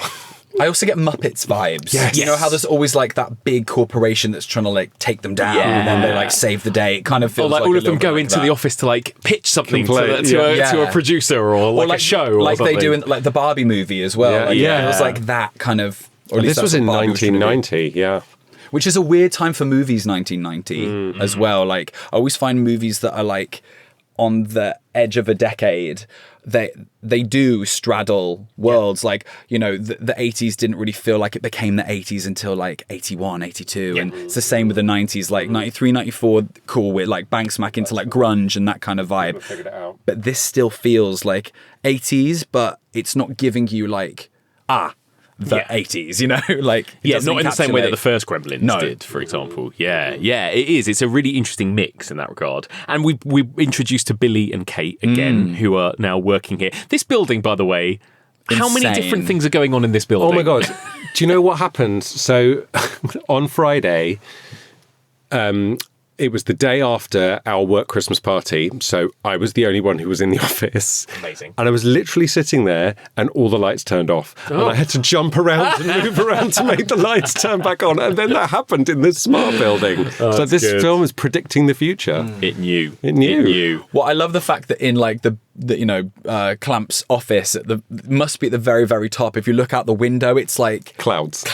Like he's in so like good. he's like a couple of floors away from space. You know what I mean? Yeah, it's almost a bit dystopian, like Brazil or something. This movie, like or High Rise, like that's what it reminds me of because every single thing imaginable is in this building. Yes. Right? It's got TV studios, it's got labs and Genetic genetics. research lab, Yeah, like what? Kate is working as a tour guide. Yeah, she's a tour that guide. incredible hat. Yeah. thing, that incredible. And the Janet Jackson shoulder pads. Yes. Yep. And Billy is working as a artist. It's like a concept. He works. I think he works in the marketing department. Yeah. And he's like drawing a vision of what the, like I guess for the brochure or something like I was going to say propaganda, but it's not. It's marketing. potato. So he's he's found that rare thing, which is an artistic corporate job. Yeah. Like he's like, and again, they've moved to the big city. Don't know why, but they did, and he's. You know, that is the American dream, right? Yeah. Yeah, and they're saving to get married. They want to get married, don't they, at this point? But then there's also Marla, his new boss. Marla. She's brilliant. Yeah. Love her. The feisty redhead. Constantly smoking. Yeah. Oh yeah. You can't have like plants or new artwork in the office, but smoking's fine. With your That's regulation okay. ashtray. Yeah. Brilliant. But of course, little Gizmo ends up in this building, right? Because at the beginning they come to bulldoze the shop, Wing's right? shop. Mr. Wing's shop. Mr. Wing's the last holdout of Chinatown. He won't sell, but then he dies off screen. Right, Off R.I.P. screen. Mr. Wing. I was like, oh, okay, sure. Like, Not even a moment passes. no. And Mr. Wing gives us the moral at the beginning of the film where Yeah. he's like, don't watch TV, TV will rot your brain or something to Gizmo, right? Who is watching Rambo. Yeah. Which is thank goodness. funny as well, isn't it? How it plays both things in both films, because Gizmo's love of television and film is always sort of what saves the day in the end. It's like, if he hadn't watched Rambo, maybe he wouldn't have like saved them from the spider gremlin. Like, It's true. It's that thing again, isn't it, of having its cake and eating Yeah. it in a way, but also in a fun way, in a way Yeah. that it's like this is being celebrated as well. I don't think media is on trial. I think capitalism is on trial, but then it's all tied up, right? So if you want a big movie, you have to sort Sell of it. engage. You have to sell it. You have to engage in it. Like you have to make it. You have to make the money so that you can make the film. But then it doesn't. It feels like there's a way to do it. They're saying like there's a creative way of doing it. You can have both. You can have a cake and eat it. well, doesn't she say? Doesn't Marla say like when creativity and Or when art and business get art and together. business combined, it's unstoppable. Yeah, like, I did write that quote down because Yeah. I liked it. There you go. And so Mr. Wing dies, and they come to demolish the place, and Gizmo has to escape. And this is where we first see in Gremlins 2, Gizmo's got legs. He's running around. Yeah. The effects were done by Rick Baker in this movie, Oh. and they are so good. Really good. So good, yeah. Seamless. Yeah. Actually, with the running about. Yes, because they're more like visual. There's more like what do you call it? Not like feels like green CGI, screen. but a matte painting and like that. Like it's layering and- it's that kind of Ray Harryhausen almost kind of deliberately so. I think right. There's kind of stop motion. My favourite part of this though is the actor who has got their hand being bitten by a gremlin, and they're just holding it and then waving it, flapping it around, or it's like on their chest and they're flapping it around as they're running around. That's my favourite. Brilliant. So good. To be an actor that gets to do that. Yeah, That's just the to dream. flap a gremlin to around. Flail around with like a puppet on you. Yeah. Yes. Oh, Bucket list. And so Gizmo ends up in this genetics lab, and then he ends up The name getting of wet. the name of the genetics lab, Splice of Life. Yes. Slice of life. Funny. Incredible. Again, the gags, every Yeah, line, absolutely. every visual moment ends up getting wet, and then chaos ensues basically, right? And this is when the film just kind of is like, right, here we are. We're in this building where anything can happen with gremlins everywhere. It's quite cute the way that Billy finds Gizmo as well, because Gizmo is like whistling his sad whistling yes. song, and there's a postie who's come to deliver some packages to the Slice of Life, and then the postie picks up the song because it's like a meme, right? It's so catchy, and then he's whistling it upstairs, and then Billy's like, "Where did you hear that?" And that's the part of, like, it is a sequel that just goes off the rails and does completely different things, and I think that's great. Yeah. But I do like that it does respect the first film enough to have moments like that Yes. where Yeah. They've got that connection. yeah, still. and because they do, we do, and we remember the song, and we remember that like Billy's the one that knows Gizmo, and Gizmo loves him really, and like if anyone were to look after Gizmo afterwards, Billy would be the person, even though he obviously made a load of mistakes in the first film.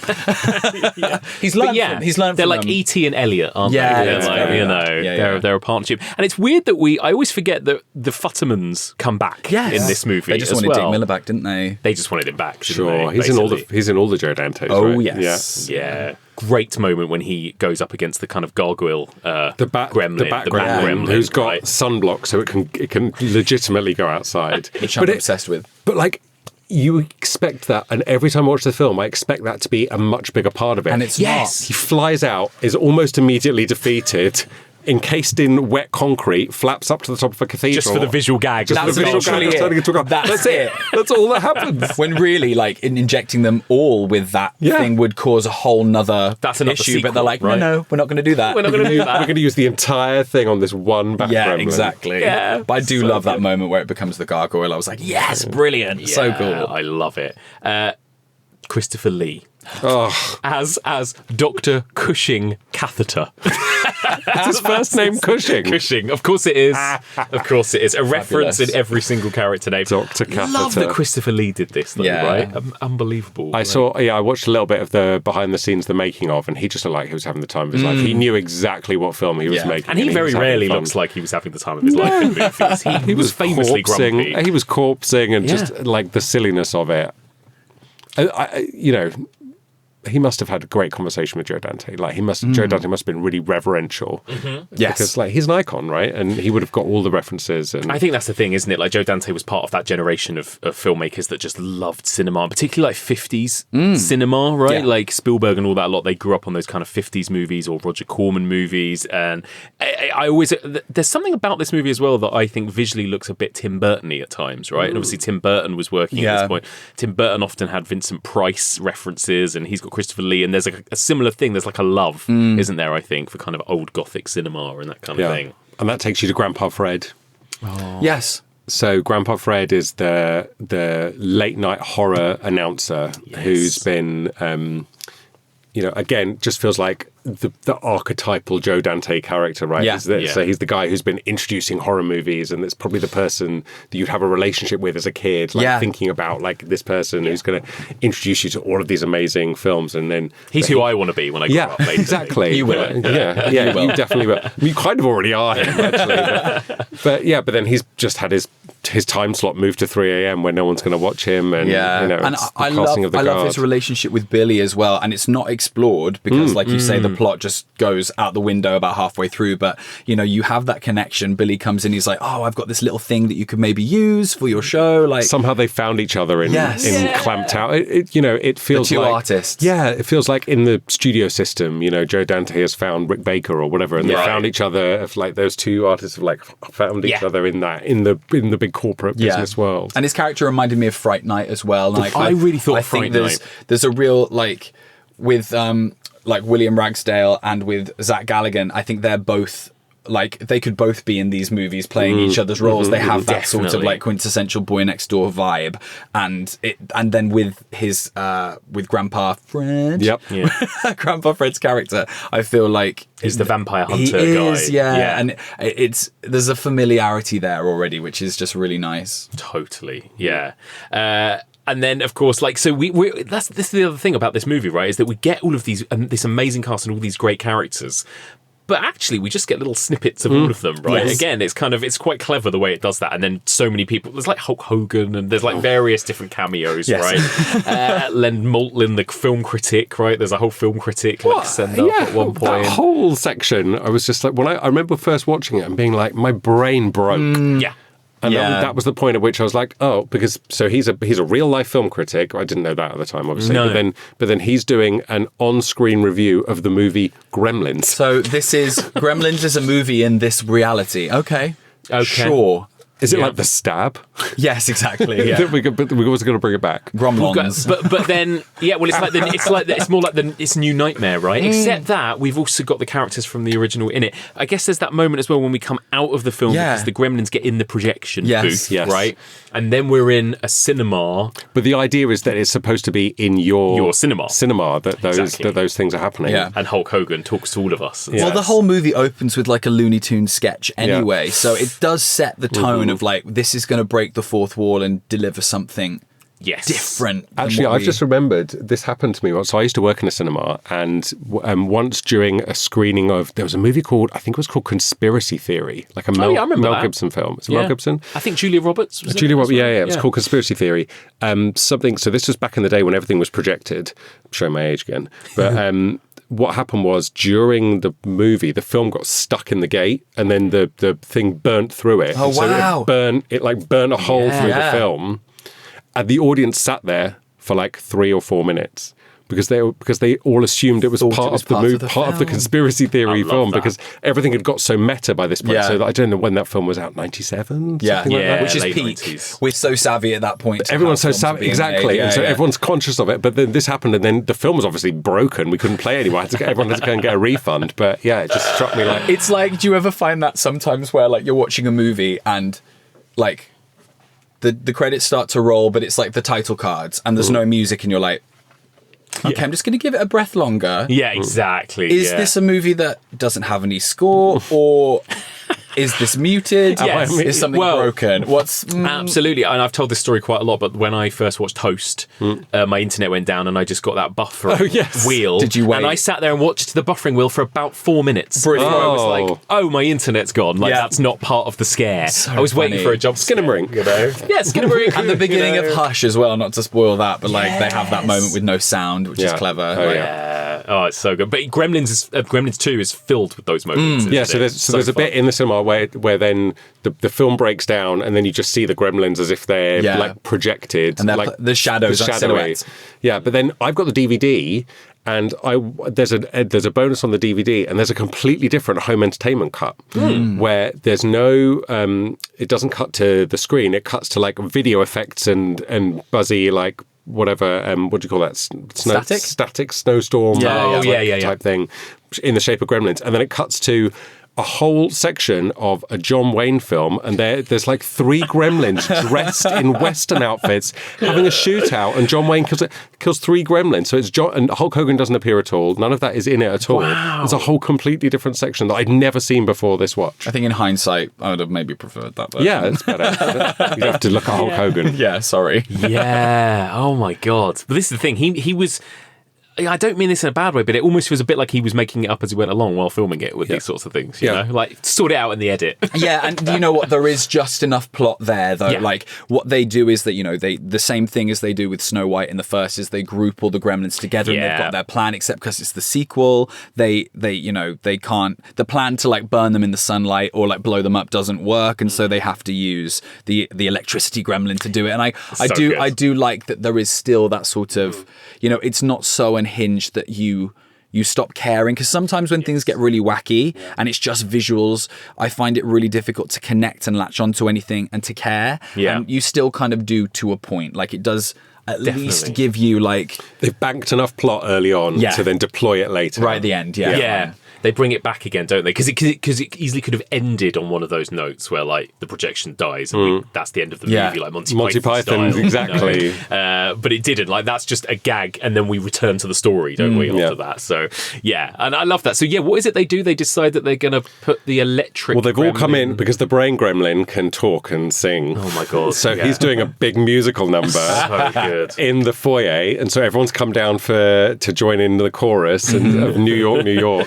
And they've because the building is completely automated, they've changed the time on the clock so the gremlins think it's nighttime, but it's actually still going to be daylight. And then they're going to put a big backdrop down. Someone's very quickly painted an entire backdrop. They just grabbed something from like whatever was showing on Broadway, and they're like, "Come on, let's." Daniel Clamp is very resourceful. Let's put it that way. Yeah. And he loves an outfit change as well. He gets into that SWAT gear very quickly. He's first in. Such an interesting character, actually. Like that he's not. Well, you'd think he'd the be the bad big guy, villain. and he isn't. No. I find that so strange that they really soften on him. I agree, and I think I read that initially he was written to be the villain, and then that changed when they cast him. I think, and like it. Well, nowadays, it kind of tweaked 100% he'd get like a grisly death. Yeah. Oh, absolutely. Yeah. Even then, even in an 80s movie, that could have been the case, right? He would have been the capitalist. Just think about like RoboCop or something. Yeah. all We those get sorts blasted of out a films. window. Yeah. But maybe that's what Dante was trying to do, and give it a more hopeful spin, because we do have Mr. Wing, who is sort of like the voice of morals gets killed at the beginning, and then our small town story gets consumed by this big city, and this entire building has everything that you could possibly need and want, and what it does at the end is it sort of circles back round to Kingston Falls and goes, well, this is what This is the want to perfect create, thing. which This is is the ideal, yeah. Which is I'm going to build it in interesting Jersey. itself. Yeah, which I found interesting in itself, because going back to the sort of the small town and the wholesome nature of families and family dynamics. Yes.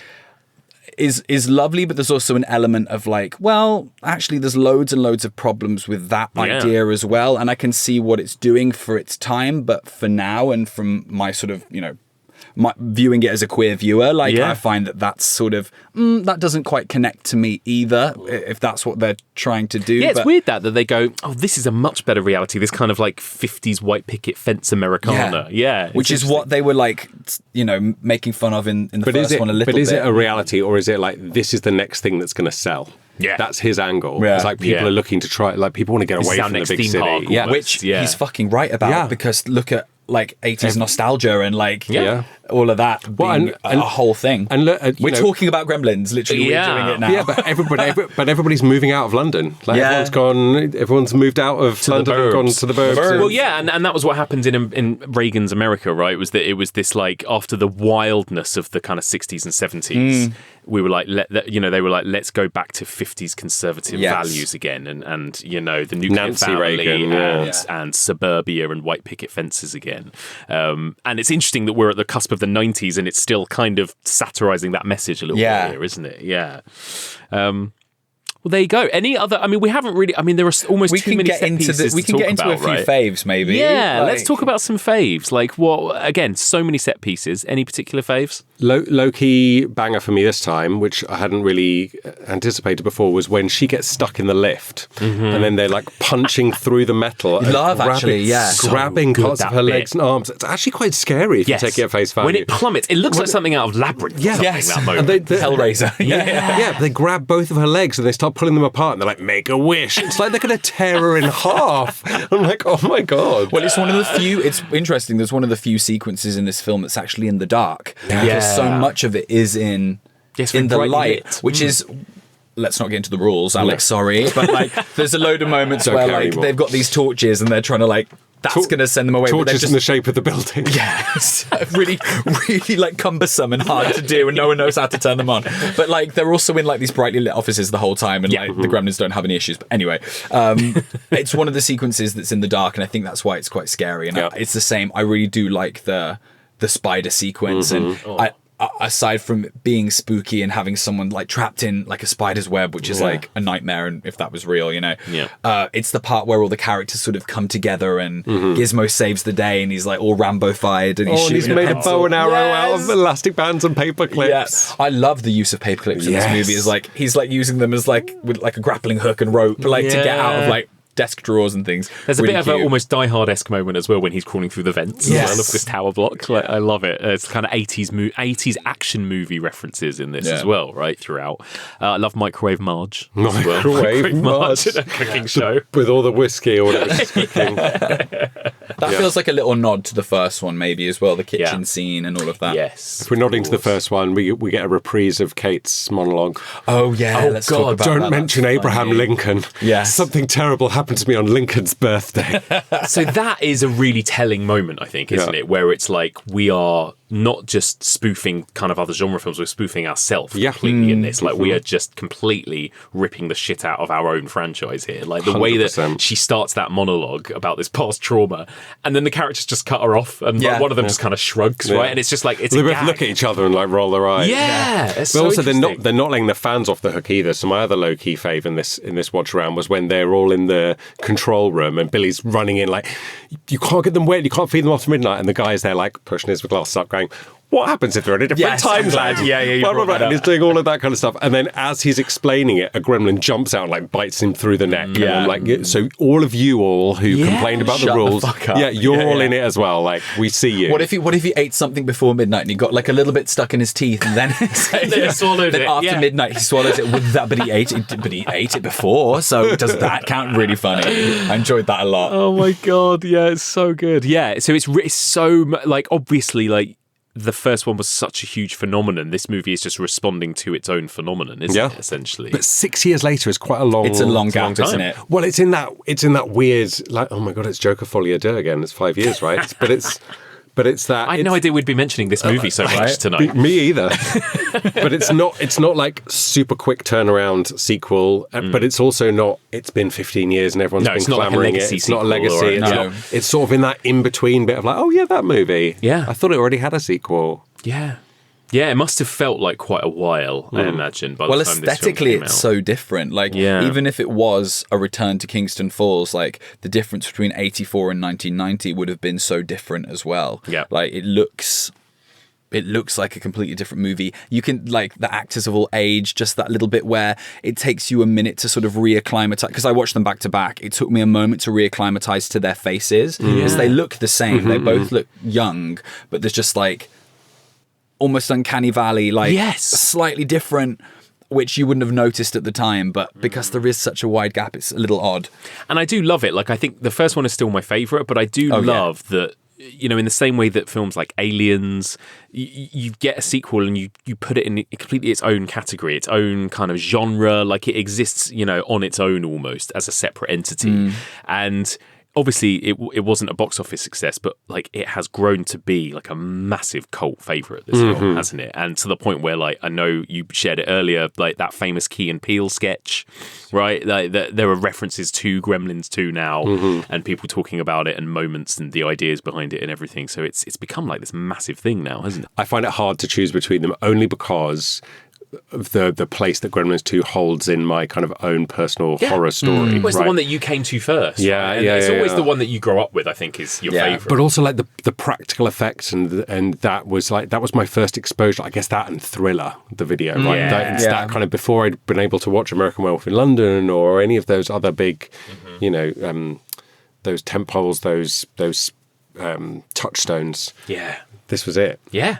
And it still looks amazing. Yeah. Like, actually, like, as It a piece does. of filmmaking, it's amazing, isn't it? And it's so, like, unbelievably crammed with ideas that even though it's messy, you can't tear your eyes away from it, I think, can you? That's the thing. Yeah. What about you, Josh? The first is your fave, I'm guessing. Yeah, for sure. And I think regardless of plot, I think so much of my love for films is very aesthetic based. And, you know, there's something about the sort of small town Americana and the Christmas setting that I really relate to. I don't really care about New York and like big buildings, and like I think the set design is something to talk about actually in this second one. Everything is grey and everything is slick It's and shiny. sleek, but it's interesting watching it through, like, you know, modern eyes because it still feels very 80s, even though it's 1990, you know what There's I mean? that weird nightclub that's just in the foyer at one point. They're all just like dancing. Yeah, it's true actually, because in my head this movie was still a Christmas movie, like a Christmas in Yes, New York I movie, thought because so, New yeah. York is so iconic for Christmas too, right? And in my head this movie is always a Christmas New York film, but it got a summer release as well, June 1990, and clearly they just did not worry about making this one a Christmas film. Again, I think just like, let's make it as different to the first one as possible. Yeah. So there you go. Anything else anyone want to mention before we wrap up? I don't think so. I've got these for you though. Oh my god. Alex pulled out 2 gifts. I've been looking at these and nothing in my brain connected. I just thought they were in this room that we were in. Oh, they've decorated. 2 little boxes. Oh, Alex, this is so sweet. Are we going to open Should them we now? open them on mic? Are we allowed? Yes, please. Because I know it's not Bit of Christmas Foley. yet. Well, maybe it is. I don't know. When is this episode coming out? This is coming out on about 5 days before Christmas. Okay, there you go. I kind of want to be like, hi, welcome to my ASMR. Yeah. You know what I mean? Like, right, I'm just going to go, oh, yes. Cute. Oh my god, what have we got? What have we got? So, Oh my god. it's a gizmo, and it's a gizmo ornament with fairy lights. So there's a part in where Gizmo's like all tangled up in the fairy lights in the first movie, and he's got his Santa hat on, and so that's what we have. We've got a Gizmo ornament. Oh my god, I love Just this. in time. There's one Christmas. gizmo and one stripe. Oh, is there 2 things? Well, no, one each. You might want to choose between you which one you want. Oh my god, I love this. There you go. Incredible. Oh, thank you. I really hope I get Gizmo. I've got Stripe. Yes, okay, good. Oh, he's beautiful. Would have been fighting. He is beautiful. Cute. You can hang them on your tree. Oh, Wow, I hope you like all this rustling, everybody. This is good content. It's nice. It's festive content. This is adorable. We haven't decorated at the flat yet, and so we're going to do it. And I think him.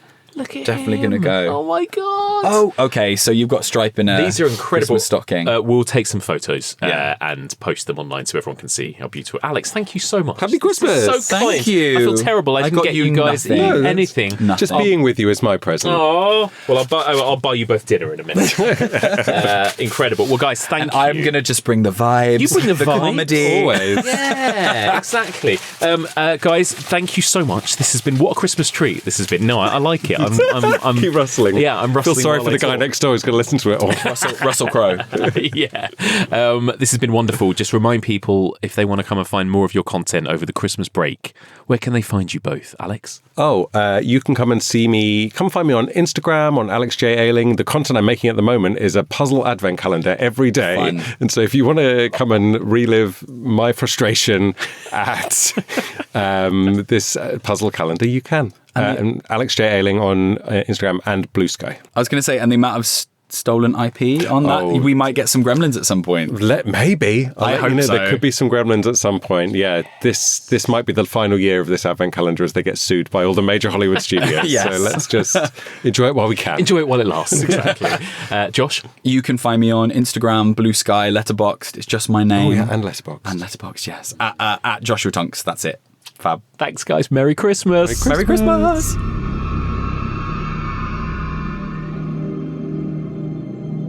And that's it for this week. Thank you so much for listening. And one more time, a huge thank you to my wonderful guests, my lovely friends, Joshua Tonks and Alex Ayling. Loved getting to discuss those two absolute gems this week. That was so much fun. Please do get in touch and let us know your thoughts. Do you love these two films as much as we do? You can email us, evolutionofhorror@gmail.com. You can also find me on Facebook, Instagram, and Blue Sky under Mike Muncer.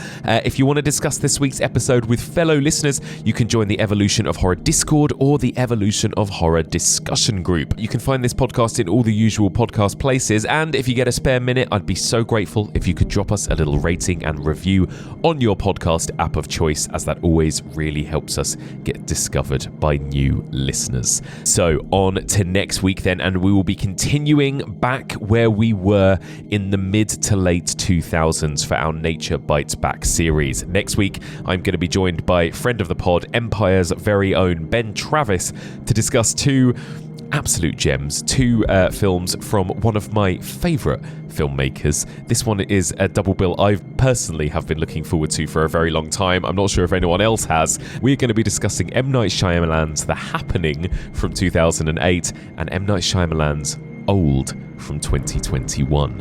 What a pair of bangers. Join us next week for all of this and more on the Evolution of Horror.